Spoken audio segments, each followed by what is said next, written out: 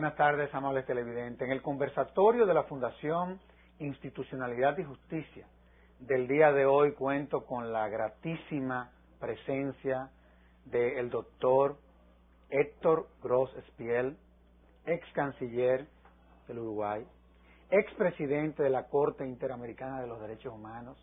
Bueno, yo creo, profesor, que probablemente usted sea el internacionalista que más posiciones en organismos internacionales se hayan ocupado. Yo creo que toda la historia de las instituciones que conforman el sistema no solamente interamericano, sino también lo que son las instituciones que conforman los sistemas de derechos humanos, de derechos fundamentales.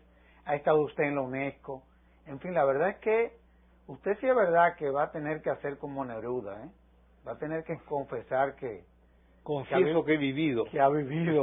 Intensamente. No, y prolíferamente, fecundamente, adecuadamente. Yo recuerdo cuando nos juntamos, usted y yo, en el año 97 en Costa Rica, en aquella cumbre sobre los derechos humanos. En fin, a los fines de documentar a la Corte Interamericana de los Derechos Humanos de cuál era la visión de los estados respecto nada a esa extraordinaria institución. Y quiero comenzar por ahí, profesor. Muy bien. La Corte Interamericana de los Derechos Humanos, el sistema interamericano de derechos humanos, evidentemente que es un sistema todavía en vía de construcción. Casi la mitad de los americanos, digamos así, no forman parte del sistema interamericano. Y hemos visto también cómo se ha venido desarrollando la Corte Interamericana, que se ha convertido en un órgano de consulta y que sus decisiones han venido incidiendo, digámoslo así, en lo que son los tribunales supremos de todos los países del área. Ahora, ¿cómo usted evalúa lo que ha sido todo esto, el rol que ha jugado la Corte, en fin? No solamente ya usted como expresidente de ese altísimo tribunal, sino también que usted ha ejercido ahí como abogado ante la Corte Interamericana representando Estados. Bueno, yo evalúo la Corte de una manera muy positiva. Qué bien. Diría que incluso hoy día evalúo más a la Corte que al sistema interamericano de protección de derechos humanos en su conjunto. Porque la Corte ha sido un símbolo de independencia, eso es verdad, de capacidad de no ceder frente a las corrupciones directas o indirectas y de alta jerarquía científica y jurídica a través de una historia con diferentes integraciones y con personalidades muy distintas en su formación y no en su ideología, pero sí en su pensamiento jurídico. Como usted dijo muy bien, la Corte todavía hoy es una institución no aceptada por nada menos que por Estados Unidos, tampoco por Canadá, claro, y algunas islas de lengua inglesa del Caribe. Quiere decir que los dos principales países de lengua inglesa, Estados Unidos y Canadá, no han reconocido la competencia de la Corte y ni siquiera han ratificado la Convención Interamericana de Derechos Humanos.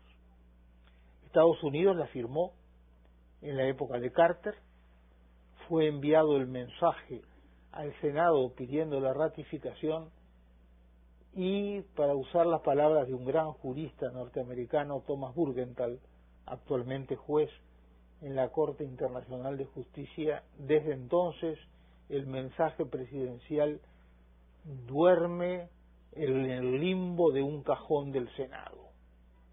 Quiere decir que Estados Unidos no es parte, hay que tener en cuenta eso.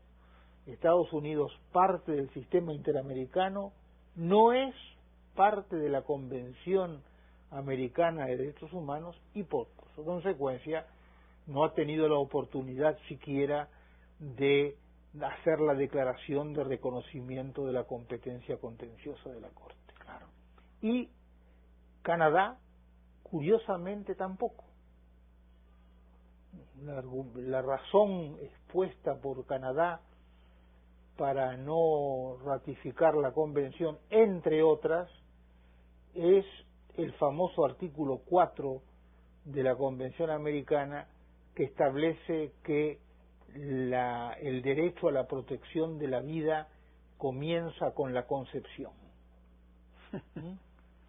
Canadá tiene una idea absolutamente contraria, y eso, entre otras razones de tipo político, le ha impedido ni siquiera firmar la Convención Americana.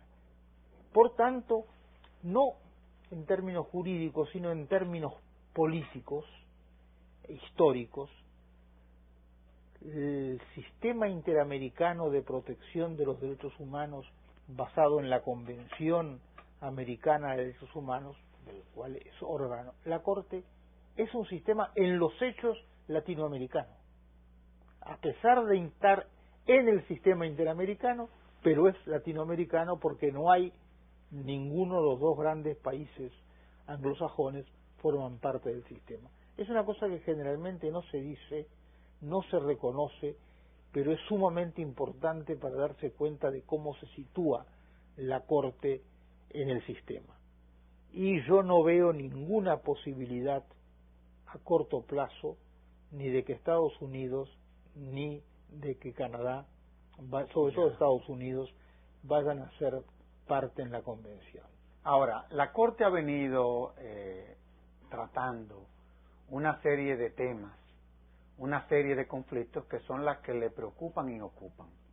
En la actualidad, ¿cómo ha ido evolucionando eso? Bueno, ha ido evolucionando junto con la evolución de las violaciones de los derechos humanos en América Latina. Es decir, hubo una época, la época de los gobiernos militares, básicamente, en la década de los 70 en particular, en que las violaciones esenciales eran la violación del derecho a la vida, las desapariciones, la tortura, y a eso respondieron las primeras grandes sentencias de la Corte, que todavía hoy han marcado la continuidad de una jurisprudencia de muy alta inspiración.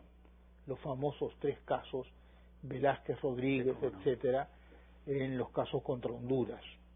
Eso se mantuvo, pero se ha ido ampliando el tema de las violaciones y han ido evolucionando con la historia. Es decir, hoy, entre las muchas nuevas materias que han entrado a la Corte, es el problema de las discriminaciones contra las minorías, el problema de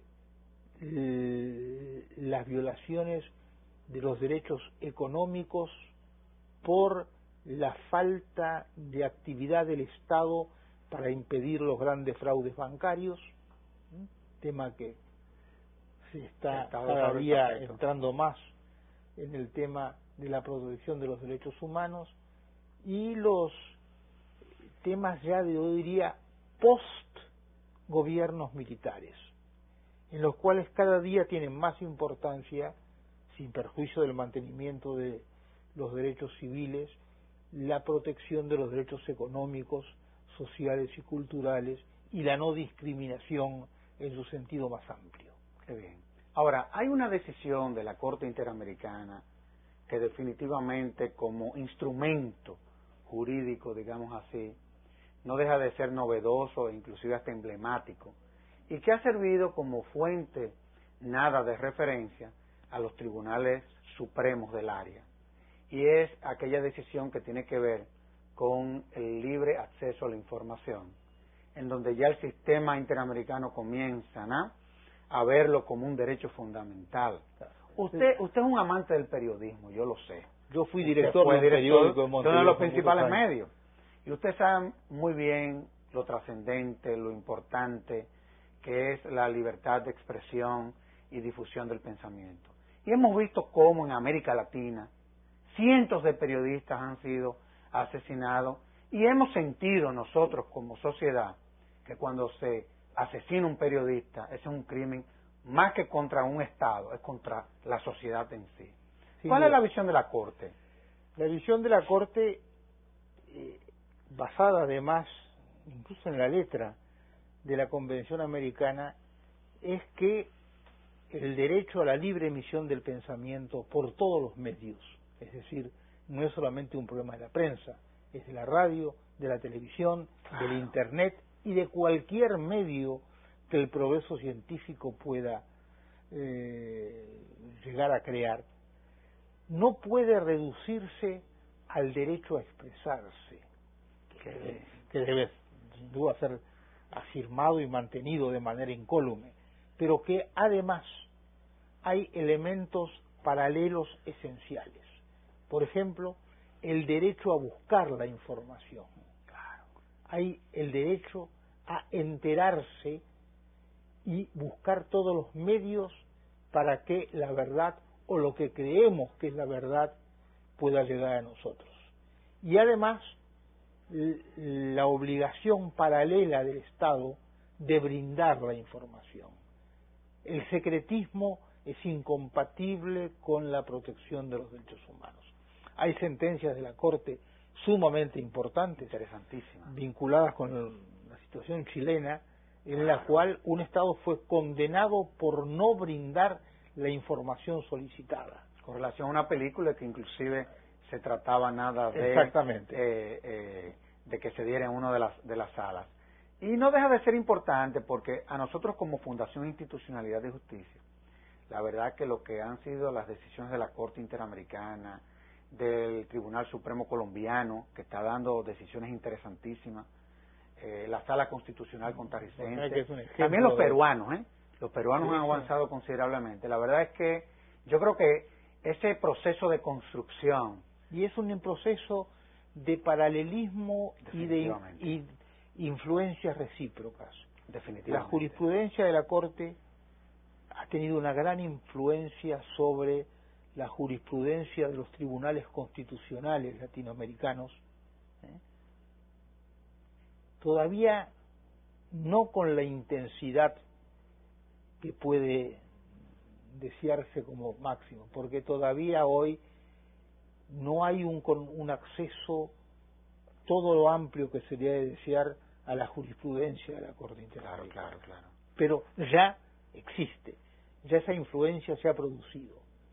Y los tribunales constitucionales latinoamericanos, como usted nombró muy bien, el colombiano, que es un excelente, espectacular, un excelente nivel, es muy importante el Tribunal Constitucional de Guatemala, excelente, ¿no? Increíble la calidad y algunas de las cortes supremas que ejercen el control de constitucionalidad, como es el caso de la Corte Suprema de México, correcto, o la Corte Suprema del Uruguay, o el Supremo Tribunal Federal de Brasil, que sin llamarse cortes constitucionales también han sentido la influencia de la jurisprudencia de la Corte Interamericana de Derechos Humanos. Ahora, usted hablaba del acceso, y una de las grandes quejas, es una de las grandes quejas, en honor a la verdad, es una gran debilidad de la Corte. Es una gran debilidad porque hay el filtro de la Comisión Interamericana, y la verdad es que hoy hay que ir ineludiblemente a la Comisión, que tarda 2, 3 o 4 años en dar su informe final, y recién después del informe final la Comisión o un Estado puede ir a la Corte. Claro. No. Es decir, que no existe el acceso directo de la víctima a la Corte, lo que sí ya existe en el sistema europeo, que han eliminado la Comisión Europea y se puede ir directamente a la Corte. Ahora, hay una figura que existe a lo interno de la Comisión Interamericana de los Derechos Humanos. Recuerdo yo cuando representaba al Estado Dominicano ante ese importantísimo órgano. Recuerdo yo que eran los procesos de solución amistosa. Pero vemos cómo muchas veces todo esto se desvirtúa y evidentemente... y siendo una institución importantísima, claro que sí, prevista en la Convención Americana para que la Comisión, antes de informar, intente una solución amistosa. Con excepción de algunos pocos casos, eso no ha funcionado. Definitivamente que no. Es una lástima. es una lástima, es una carencia del sistema, porque, perdón, es una carencia además del concepto de los estados, que no se dan cuenta de que una solución amistosa antes de llegar al informe final de la comisión es sumamente beneficiosa, que sí. Ahorra tiempo y ahorra el costo tremendo, incluso desde el punto de vista económico, de tener que llegar a un juicio ante la Corte. Claro que sí, claro que sí. Ahora, hay otra gran debilidad de lo que a fin de cuentas terminan siendo las decisiones de la Corte Interamericana, que es que muchas veces los estados no cuentan con mecanismos eficientes a los fines de hacer operativos lo que sería la ejecución de una decisión de la Corte Interamericana. ¿Cuál es la visión de los estados en este sentido? Hemos visto que hay estados que tienen, por ejemplo, leyes de procedimiento constitucional, que establecen el procedimiento interno a los fines de hacer efectivo todo esto, pero evidentemente hay otros que no han sabido interpretar cuál es el sentido de una decisión de la Corte Interamericana de los Derechos Humanos. Porque, curiosamente, la parte que se ha cumplido mejor es el pago de las indemnizaciones. Sí, así es. Con algunas dudas, pero como se pagan intereses, en general los estados pagan. Pero lo que no ha habido en muchos casos es la modificación de la legislación interna para hacerla compatible con la Convención Americana. Claro. Cosa que en Europa ha funcionado bastante bien. Es decir, las sentencias de la Corte Europea de Derechos Humanos que fijan una indemnización, aún en el caso de que no digan que debe modificarse la legislación interna para adaptarla a la jurisprudencia internacional, lo han logrado. Por ejemplo, en un caso citado mucho, la sentencia de la Corte Europea condenando a Inglaterra por el castigo físico en las escuelas, trajo como consecuencia una ley interna inglesa prohibiendo el castigo de los alumnos en las escuelas, que era tradicional en Inglaterra, incluso en las grandes escuelas inglesas, la varilla para castigar al alumno que cometía una falta. Entonces se eliminaba. Claro. Y ahora hay un caso interesantísimo de hace 2 o 3 semanas en que la Corte Europea condenó a Francia por su legislación respecto de la adopción de menores por parejas homosexuales, lo cual no solamente debe pagar la indemnización, sino que va a provocar una modificación de la legislación francesa sobre esa materia. No, y eso es uno de los grandes aportes que hace la Corte y las Cortes. Fija la línea de conducta legislativa. En principio también esa es una misión, digamos así, y digamos que una finalidad también con las declaraciones, que sirven como fuente de inspiración a los fines de que los estados, lo que tiene que ver con sus normas internas, se vayan adecuando, de acuerdo a sus posibilidades, al contenido de estos instrumentos. Ahora, yo quisiera volver al acceso a la Corte Interamericana, que es limitado. ¿Usted sería partidario de que obviáramos, en algunos casos, tener que ir a la comisión? Sí, pero eso supondría, vamos a ver, primero, que la Corte fuera permanente, es decir, no que se reuniera 2 o 3 veces por año, que los jueces tuvieran que residir en San José de Costa Rica para poder trabajar todos los días, todo el año, y para que la Corte tuviera un presupuesto adecuado para poder tramitar especialmente la prueba, además con abogados asesores o de los jueces. Sin esto es imposible pensar. Ya hoy la Corte está atorada, no da abasto, porque tiene 3 sesiones por año, no puede tener más porque no tiene presupuesto. Los jueces no reciben sueldo, es una cosa que generalmente no se sabe, reciben nada más que un viático por día de trabajo, no hay dinero para pagarles los viajes, de sus respectivos países. Pero para ser juez de la Corte Interamericana hay que tener una vocación al Una martirio. vocación enorme. No, y al martirio natural, también. claro. Ahora, la única forma de cambiar eso es una reforma institucional que supone un gran aumento presupuestal. Es decir, jueces pagados en permanencia con un sueldo mensual, viviendo en San José, trabajando todo el año, con asesores y con una estructura administrativa que la Corte hoy no tiene. Solo así puede pensarse en establecer un régimen de acceso directo con un importante filtro de admisibilidad, porque si no caemos en la posibilidad de que la Corte se llene con 15.000 casos absolutamente imposibles de tramitar. Ahora, es increíble cómo el reflejo de lo que pasa en la Corte Interamericana es lo que precisamente pasa en las jurisdicciones nacionales. Usted ha hablado del presupuesto, que es una de las grandes limitaciones de la Corte Interamericana. Es precisamente ese también una de las grandes limitaciones en las jurisdicciones nacionales. Es decir, vemos cómo nuestros tribunales, cómo nuestros poderes judiciales no se le asignan los presupuestos que muchas veces inclusive hasta de conformidad con una ley le corresponde. Claro. Y así se llega al absurdo, por ejemplo, pero es increíble también de que en materia del proceso penal la Convención Americana establece la necesidad de que la sentencia se dicte en un plazo razonable. No dice cuál es el plazo razonable, pero debe haber un elemento de razonabilidad. Y muchas veces la Corte condena a un Estado por no haber cumplido con el plazo razonable, pero a su vez la Corte no puede cumplir ella en el proceso internacional con el plazo razonable. Qué bien. De todos modos, vamos a hacer una pausa, magistrado, y de inmediato volvemos con nuestro fecundo invitado en el programa de hoy. Con mucho gusto.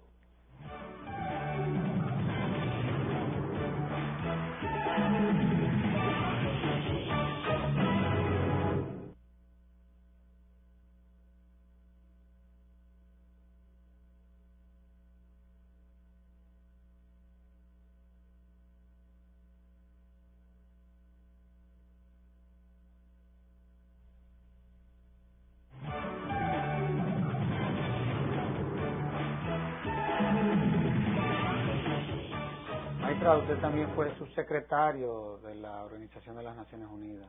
Es increíble, ¿eh? Un currículo... Sí, no un largo periodo, pero renuncié cuando fui nombrado ministro de Relaciones Exteriores. Cuando era secretario general, Javier Pérez de Cuéllar, ¿Cómo no? me designó subsecretario general encargado del asunto del Sahara Occidental. Y ahí presentamos e intentamos poner en funcionamiento una fórmula para arreglar ese asunto que todavía hoy no ha tenido solución. No ha tenido solución en base a un pronunciamiento, un referéndum para que se pronunciara el pueblo saharaui. Magistrado, hay una figura que establece la convención, que es el amparo, y que bueno, ha llevado a la mayoría de los estados latinoamericanos a que tengan que legislar y crear un procedimiento a los fines de hacer operativo el que cada quien que necesite ser amparado frente al abuso de un Estado que ande sin consecuencia, bueno, hay ese instrumento. Sin embargo, no vemos que en la Corte Interamericana se pueda hacer uso de una figura como el amparo, diríamos el amparo internacional o interamericano, frente a un abuso que pueda cometer o el Poder Judicial o por un acto de denegación de justicia. ¿Se ha visualizado, se ha estudiado la posibilidad de que la Corte pueda manejar este concepto? Sí, se ha estudiado, hay varios trabajos al respecto, pero se choca con la imposibilidad material de organizar un régimen de amparo internacional. Si no se da abasto para resolver los casos de planteamiento normal, cuánto más si se agrega a eso un procedimiento de amparo. Claro, claro. Es decir, es teóricamente deseable, prácticamente imposible de organizar en la situación actual. Eso lo mismo que el problema del acceso lleva a pensar en la, no diría la necesidad, pero sí la conveniencia de plantear una actualización de la Convención Americana, que ya en cierta forma está vieja, es del 67. Claro, claro. ¿No? Tiene más pero de 40 años. Al mismo tiempo, plantear la revisión de la Convención, que supondría elaborar un texto que fuera firmado, que fuera ratificado para después entrar en vigencia. ¿No será abrir la caja de Pandora e ir para atrás en vez de ir para adelante? Esa es una posibilidad. Entonces, por eso yo creo que la Corte, con sabiduría, ha preferido plantear los temas, decir la necesidad del acceso directo, pero en los hechos ver qué es lo que puede corregirse por la vía de la modificación de los del reglamento de la Corte, que puede hacer la propia Corte. Claro, claro. Ahora, hay, como todo en la vida, hay un procedimiento para uno hacer una denuncia ante la Comisión Interamericana y, en fin, agotar una serie de pasos para llegar a la Corte Interamericana, en fin. Pero hay un paso que es el que tiene que ver con el de los procedimientos internos. Antes de nosotros ir a hacer la denuncia, evidentemente que tenemos que agotar la jurisdicción interna. La jurisdicción interna. Sin embargo, muchas veces esa jurisdicción interna ha servido para obstaculizar lo que es la petición de un justiciable que quiera acudir ante la jurisdicción internacional. ¿Se ha contemplado la posibilidad para cuando se dé esa situación obviar esa fase? Bueno, sí. Y la Convención Americana es un gran progreso en la materia. Qué bien. Porque Qué bien. no se limita a decir que hay que agotar la jurisdicción interna, sino que agrega los casos en que no puede exigirse el agotamiento de los recursos internos. Excelente. Cuando hay denegación de justicia, cuando se impide el acceso a la justicia interna o cuando hay una demora irracional en los trámites internos. Es decir, cuando un Estado demora culposa o dolosamente los trámites internos, es posible ir directamente a la Comisión diciendo que no se han agotado por culpa del Estado y que, pese a que no hay un pronunciamiento expreso del Estado en la jurisdicción interna, es posible ir a la jurisdicción internacional. Eso es un gran progreso. La Convención Europea, que es anterior a la americana, decía simplemente que había que agotar los recursos de la jurisdicción interna de acuerdo con el derecho internacional. La Convención Americana desarrolló el concepto de acuerdo con el derecho internacional, estableciendo los casos en que puede saltarse por encima del agotamiento de los recursos internos. Ahora, la Corte Interamericana, una de sus atribuciones no es solamente conocer aspectos relacionados con derechos humanos, también están los derechos sociales. ¿Cuál ha sido el papel que ha jugado la Corte en un derecho también que ha venido calando sustancialmente? La Corte ha ido avanzando. Definitivamente que sí, ¿eh? Definitivamente que sí. Además, no hay que olvidar que en el sistema interamericano tenemos la Convención Americana de Derechos Humanos, que básicamente se refiere a los derechos civiles y políticos, aunque hay un artículo sobre los derechos sociales, económicos y culturales, pero que hay un protocolo adicional específicamente relativo a los derechos económicos, sociales y culturales, que es el protocolo de San Salvador, Sí, ¿cómo no? que está integrado al sistema, es decir, que puede plantearse llegar a plantearse ante la Corte la violación del protocolo de San Salvador, claro, en lo que se refiere a los derechos económicos, sociales y culturales.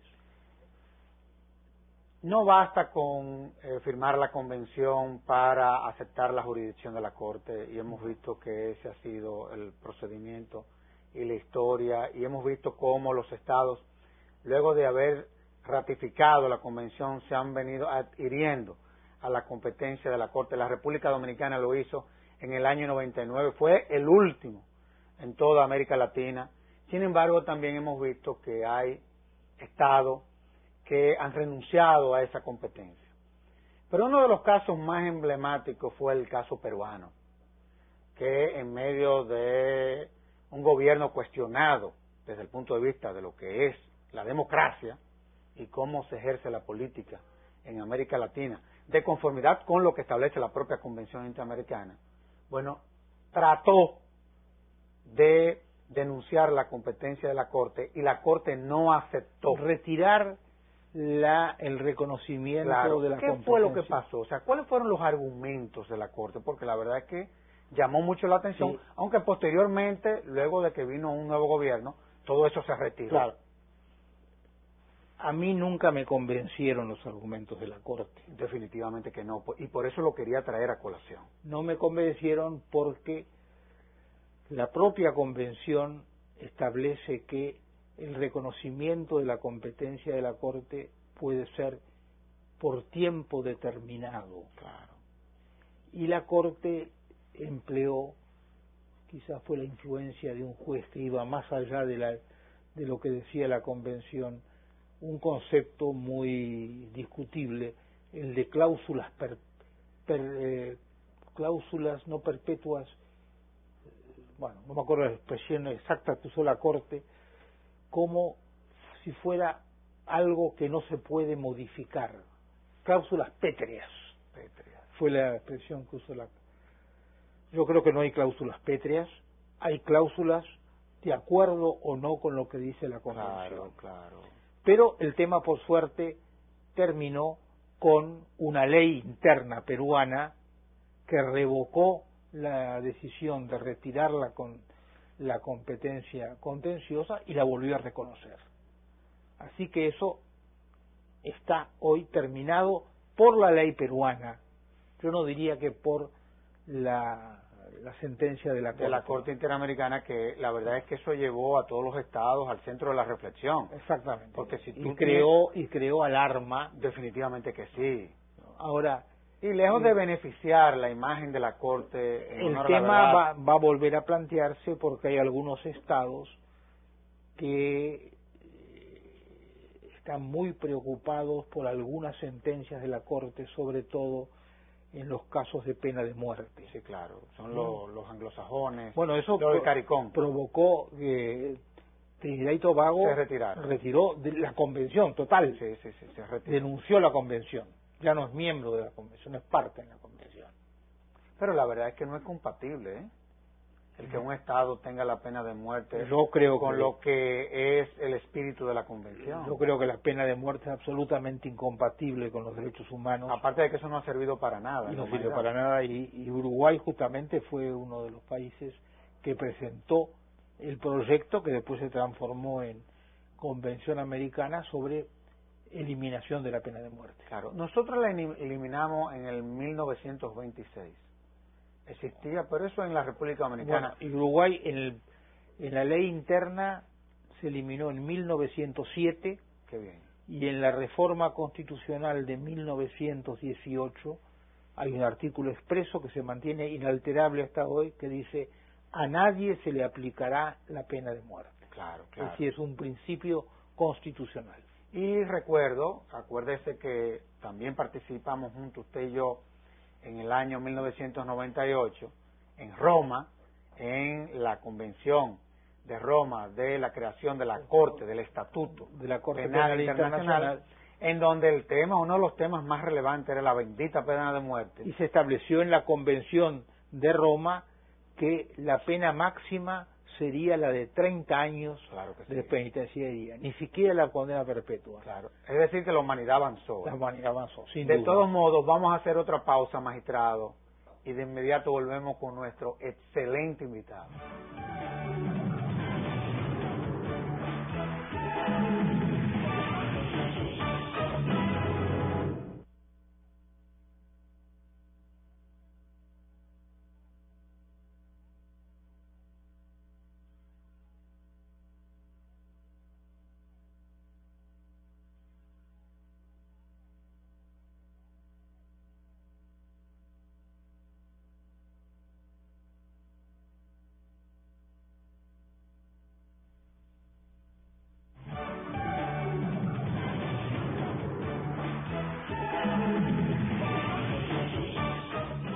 La Corte también, a pesar de todo el trabajo que hace, es una institución que tiene o es competente para instrumentar reglamentos. Y ya en lo que ha sido la historia de la Corte Interamericana ya llevamos 3, pero el último tiene un contenido sumamente fecundo. ¿Qué fue lo que pasó y qué fue lo que inspiró a la Corte? Bueno, ha inspirado a la Corte la propia experiencia. Sí, eso es verdad. Y el ejemplo del sistema europeo. Sí. Son los dos elementos, la experiencia y el ejemplo de la otra Corte Internacional de Derechos Humanos, porque la Corte Africana, que ya existe y funciona, todavía no tiene una jurisprudencia importante que influya.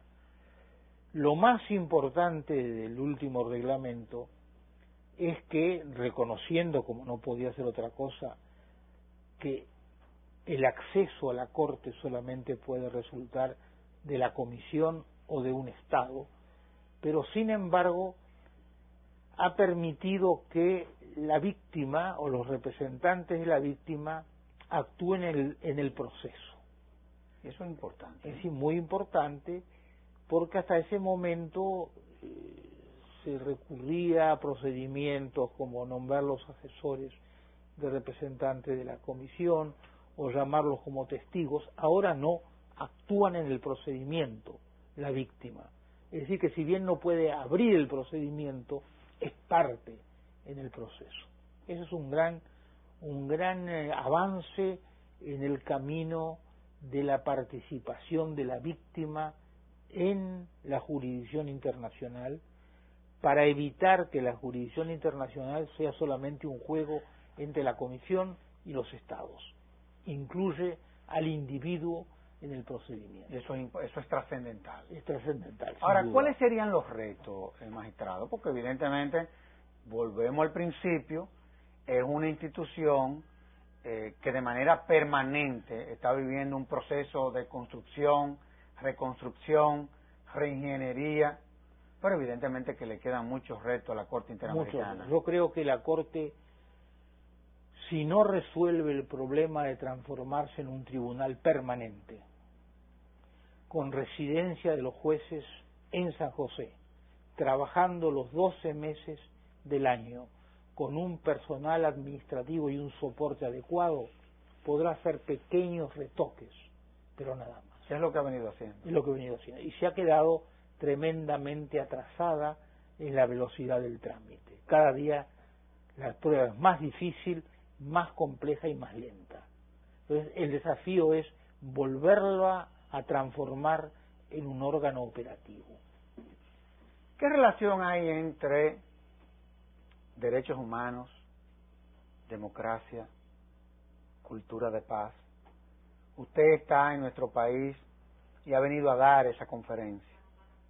Y en fin, ¿de qué es de lo que se trata? O sea, ¿cómo confluyen estos tres trascendentales Justamente, conceptos? Yo pienso que, y vuelvo a retomar el tema de la Corte, que la paz, los derechos humanos y la democracia forman un tríptico que constituye los tres pilares del verdadero respeto de los derechos humanos. Sin paz no puede haber derechos humanos. La guerra es la violación más radical, completa y total de los derechos humanos. sin derechos humanos no puede haber democracia. Y sin democracia tampoco es pensable el reino de los derechos humanos.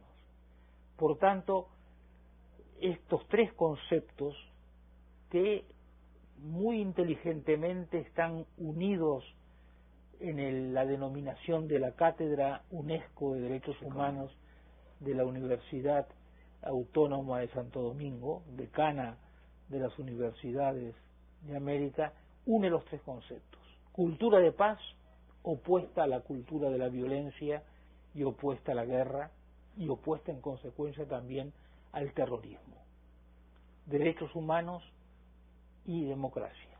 Democracia como fundamento de los derechos humanos como contenido ineludible de la democracia, y ambos como enemigos de la violencia y de la muerte, que es la consecuencia de la falta de voluntad de paz y de la existencia de una cultura de la violencia opuesta a la cultura de la paz. Sin embargo, eso lleva a que tengamos que hacer el siguiente razonamiento. Usted habla de derechos humanos, cultura de paz y de democracia. ¿Cómo estos tres conceptos forman una especie nada, yo diría que hasta de trinitaria, si se quiere, en donde se complementan, en donde se fundamentan? Sin embargo, la democracia es un sistema, y la democracia se sustenta sobre la base de una serie de instituciones. Y vemos cómo en América Latina nuestras instituciones siguen siendo frágiles, siguen siendo débiles. Vemos cómo nuestras democracias, más que ser democracias sólidas, muchas veces degeneran en democracias electorales, en demoblandas. ¿Cómo vamos, magistrado, nada, a contribuir a que todo esto nada ya termine siendo una realidad? Es un problema de concientización y de cultura política, lento, basado en la educación, en la enseñanza y en la esperanza del carácter perfectible del ser humano. Sin eso no hay esperanza, ¿no? Además, hay que actualizar constantemente el concepto de la democracia. Se ha llegado hoy día en América Latina, con el fin de las dictaduras y de los gobiernos militares, a una unanimidad del sistema democrático, pero no hay que creer que hay democracia porque hay elecciones. Las elecciones son un contenido necesario de la democracia, imprescindible, pero no son el único elemento de la democracia. Ya desde los griegos se distinguía la legitimidad de origen y la legitimidad de ejercicio. Un gobierno puede ser legítimo por su origen, pero transformarse en ilegítimo por la forma como ejerce el poder. Definitivamente que sí. Sin embargo, la verdad es que uno se preocupa porque, por ejemplo, en nuestro país, y esa ha sido la historia de la mayoría de los países en América Latina, si ha habido una institución en donde se ha venido desarrollando y sustentando esa democracia como tal, es a través del sistema de partidos. Y vemos como muchas veces esta institución, más que seguirse fortaleciendo, cada vez es más débil, y en fin, cada vez desde la sociedad existe la percepción de que no están cumpliendo su principal misión, que es servir como instituciones de servicio. Yo siempre recuerdo una frase de Maurice Duverger en su gran libro Le Parti Politique, donde dice más o menos lo siguiente: no puede haber democracia sin partidos políticos, pero los partidos políticos muchas veces han sido los sepultureros de la democracia. Definitivamente que sí. Es decir, hay que situar a los partidos políticos en lo que deben ser: instrumentos de la opinión pública y formas de ejercicio electoral, pero nunca transformar a la democracia en una partidocracia. Vamos a tener que comenzar a leer a Luigi Ferrajoli, a Bobbio de nuevo. Yo creo que hay que situarse, América Latina tiene que situarse sin lugar a dudas, desde el punto de vista de lo que es la ideología política, los que eran de izquierda son de derecha, los que eran de derecha son de izquierda, los del centro no saben por dónde andan. La verdad es que es una verdadera locura. Pero quiero volver a la Corte Interamericana de los Derechos Humanos. Los estados son instituciones políticas.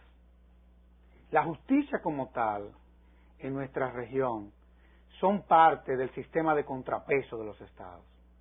En la República Dominicana, por ejemplo, la justicia es el poder judicial. Y más que ser independiente, es parte de lo que es la estructura del poder político. Pero la Corte Interamericana está conformada por los estados, que son instituciones políticas. ¿Las decisiones de la Corte son jurídicas o son decisiones políticas? Son jurídicas y deben ser jurídicas. ¿Y por qué muchas veces, teniendo un problema, una solución política... Pero los jueces son seres humanos. Claro. En cuyas cabezas el fenómeno político pesa. Pero sin embargo vemos muchas veces, magistrado, como un problema cuya solución no es jurídica, sino política, entonces contaminamos la jurisdicción de la Corte Interamericana para que nos dé una solución jurídica, cuando a fin de cuentas la solución es política. ¿Eso no le habrá hecho mucho daño a la Corte Interamericana? Probablemente, pero no creo que la ha desviado de su línea fundamental. Excelente, excelente. Sigo teniendo confianza en el derecho como expresión de la justicia. A veces los hechos lo desmienten y hacen que la incredulidad en un momento venza a la credulidad. Pero creo que sin derecho y sin justicia no puede haber ni orden político interno ni orden político internacional. Claro que sí, aparte de que todos estamos sometidos a un orden. Definitivamente que sí. Y quiero terminar el programa con una pregunta que siempre genera un debate, El alcance de una decisión de la Corte Interamericana está por encima de una decisión de los tribunales supremos. Para mí sí. ¿Por qué? Porque el orden jurídico internacional está por encima del orden jurídico interno. La Convención de Viena sobre Derecho de los Tratados, porque la solución cambia si uno la enfoca desde el punto de vista internacional o desde el punto de vista del derecho interno. Dice en un artículo muy sabio que ninguna norma de derecho interno puede oponerse al cumplimiento de una norma internacional. Claro, claro. Entonces, situándonos en el ámbito internacional, la sentencia de un tribunal internacional legítimamente creado como consecuencia de un tratado ratificado por el Estado, para mí está por encima, desde el punto de vista internacional, de cualquier pronunciamiento de un órgano interno. Pero es un tema que sigue enfrentando política y jurídicamente a los políticos y a los juristas. Definitivamente que sí. Sin embargo, en la República Dominicana, ya todas estas convenciones, por una decisión de la Suprema Corte de Justicia, entraron al bloque de constitucionalidad, y yo creo que aquí como que hemos ido definiendo las cosas. Magistrado, profesor, maestro de todos nosotros, en nombre de la Fundación Institucionalidad de Justicia le agradezco el haberme dado el lujo, en honor a la verdad, de que uno de mis connotados profesores en materia de derecho internacional me haya dado la oportunidad de compartir este programa y quiera Dios que este programa sirva como instrumento de educación para que en la República Dominicana se cree la conciencia de lo importante que es el sistema interamericano y con todo ello su jurisdicción. Así que le agradezco todo esto. Yo les agradezco a ustedes la posibilidad de exponer con toda libertad mis ideas al respecto. Ha sido un honor y un placer para mí estar con ustedes. Gracias, profesor. Y a ustedes, amables televidentes, les decimos hasta el próximo domingo, en donde estaremos en un nuevo conversatorio de la Fundación Institucionalidad y Justicia. Hasta entonces.